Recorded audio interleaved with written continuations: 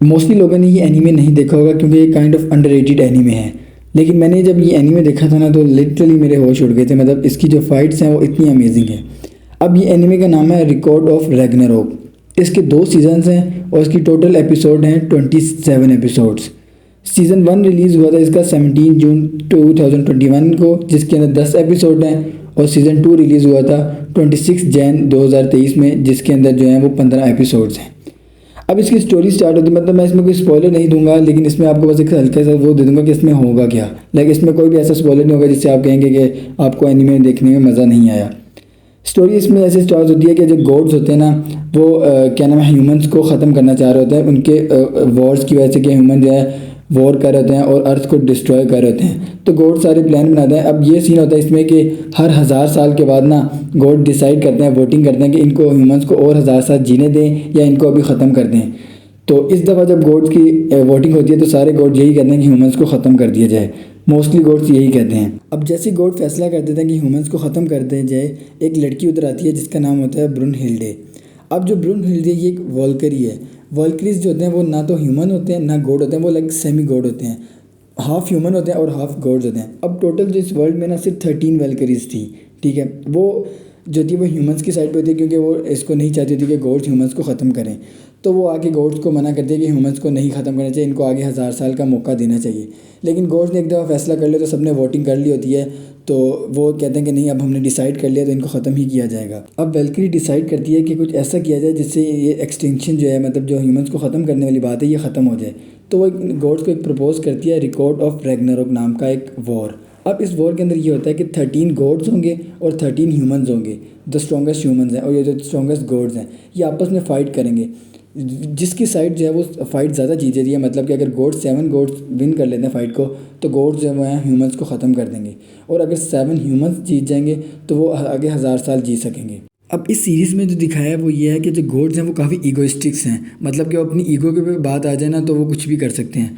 तो अपनी ईगो पे बात आ जाती है उनकी, तो वो रिकॉर्ड ऑफ रैग्नारोक के लिए मान जाते हैं। अब इधर हम जिस गॉड्स की बात कर रहे हैं ना, वो कुछ ग्रीक गॉड हैं जिनको हिस्ट्री में देखा जाता है, जो कि ज़ीउस, थोर, पोसाइडन, ओडिन, लोकी, हरकुलिस, और Indian God like Shiva and Rudra, और चाइनीज़ गॉड बुद्धा।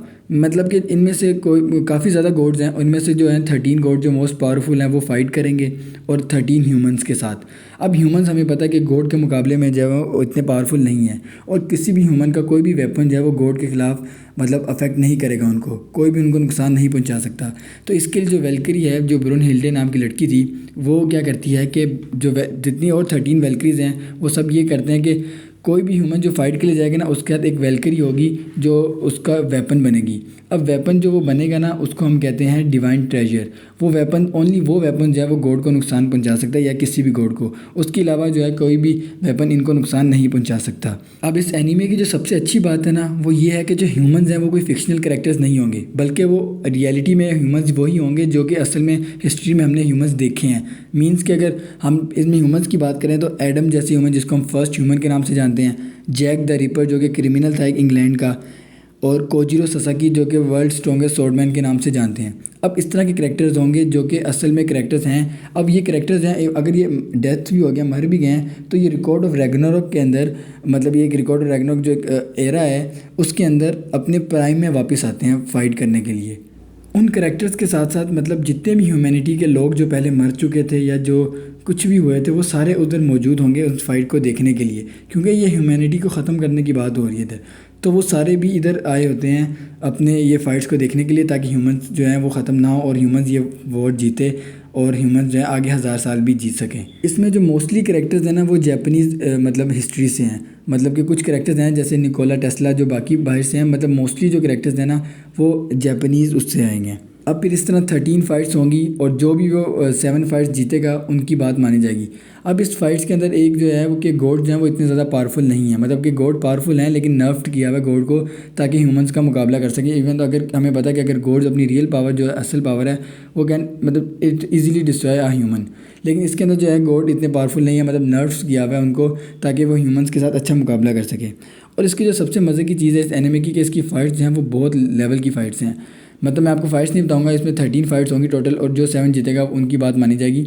वो 13 फाइट्स जो हैं वो इतनी ज़्यादा मज़े की हैं कि आपको ये नहीं पता चलेगा कि इस टाइम कौन सा करैक्टर जीतेगा। इतने ज़्यादा इसके अंदर प्लॉट ट्विस्ट हैं और बहुत लेवल फाइट्स हैं, तो मैं आपको रिकमेंड करूँगा ये एनीमे आप लाजमी देखें। फिर तो मोस्टली करैक्टर्स या गोड्स ऐसे आएंगे जिनको मैं नहीं जानता था, लाइक अगर मुझे इतना हिस्ट्री के बारे में नहीं पता तो इन्होंने उसकी बैक स्टोरी भी दिखाई है। जैसे हमने बाकी एनीमे देखा, उसके अंदर अगर कोई भी फाइट होती है तो दरमियान में उसकी बैक स्टोरी दिखाते थे, लेकिन इसके अंदर जो बैक स्टोरी है वो भी काफ़ी अच्छी हैं, जो हमें उस करैक्टर के साथ ना इमोशनली कनेक्ट करती हैं। मतलब अगर किसी करैक्टर की बैक स्टोरी अच्छी हो तो हम उसका इमोशनली कनेक्ट हो जाते हैं ताकि ये करैक्टर विन करे।